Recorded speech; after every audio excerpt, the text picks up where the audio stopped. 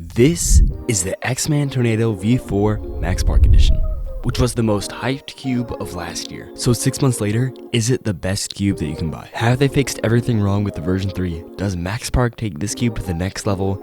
And does it live up to the most successful cube of all time? Well, here are 5 things I love about the cube and 2 things I hate. So by the end of this video, you should know if this cube is worth upgrading for you or passing on. Okay, starting off with the first thing I love, starting small, is all of those small little things. For instance, in the box, we get the cube, of course, in this sick magnetic box with a microfiber cleaning cloth, a cube bag, an adjustment screwdriver, and this year an extra piece, which is blank for the regular models, but the X-Man logo for the Max Park Edition. But the extra piece is really useful, especially for blindfold solves because you can't have a logo on the piece and if the sticker wears off. And also this time we have an actual screwdriver, apart from the weird plastic one that we had on the V3. Another small thing is the magnet adjustment system, which is now on the corner pieces, meaning instead of 32 adjustments like the V3, it's now just 8, which is a huge upgrade because now you can experiment with different setups without having to spend an hour on it.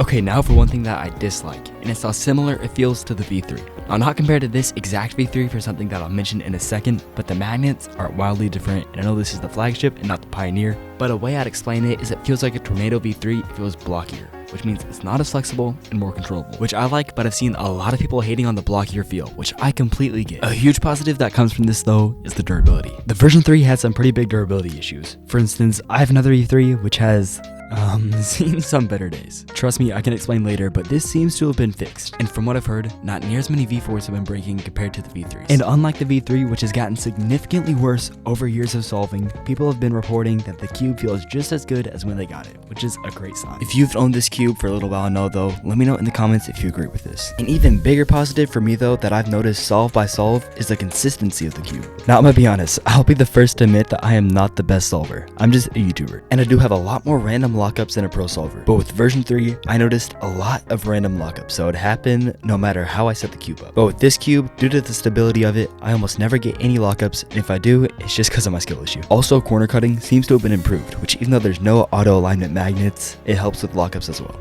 One of the most loved features on the Tornado V3 was its adjustment system. Whereas most cubes use a screwdriver or some other custom adjustment tool, version 3 just had a handle where you can adjust it without needing any other tools. Not only convenient, but also we didn't have to keep up with another random tool, because I know we all lose them guys, making it by far the best way to adjust your cube on the market. And thankfully they kept the system, if not improving it by making the plastic clear. I know it sounds weird for not changing something to be an improvement, but this system genuinely cannot be improved, and people were worried that they were going to change it. And cubing companies have a tendency to change things purely for the sake of changing them, just to have something different to talk about and to seem new. So thank you QiYi for not fixing what was already great. Something that they needed to do some changing on though was the outer coating. If you get the Pioneer version, which is the best, it comes with something called UV coating. Yes, it would have been more expensive, but this may have been done to upsell the Pioneer version, because from what I've heard, the UV coating might be the biggest upgrade between the Pioneer and the flagship. By the way, if you didn't know what UV coating is, it's a special coating that makes the cube have a lot more grip and durability. For example, just look at my old Tornado. Without UV coating,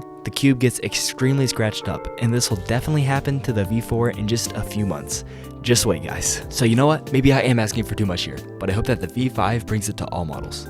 But something else that I like is the Max Park Edition. Like I was talking about in my latest short, this isn't a regular X-Man Tornado V4. This is the Max Park Edition, exclusively from speedcubeshop.com. And it's set up to the exact specifications that Max Park uses to solve, and up to his standards. But it is an extra $10 compared to the regular version, which is the price of the Pioneer. So if you're someone who already has a specific setup, I wouldn't recommend getting this, just get a regular one and set it up exactly how you like it. Either way, if you want to get any of these cubes, make sure to get them at speedcubeshop.com. Use my code SHEP at checkout to help my channel out a ton. And of course, I give you a little discount. So I hope you enjoyed this video. Make sure to subscribe to let me know if you like this newer style of content. But anyways, I'll see you somewhere on the shorts feed.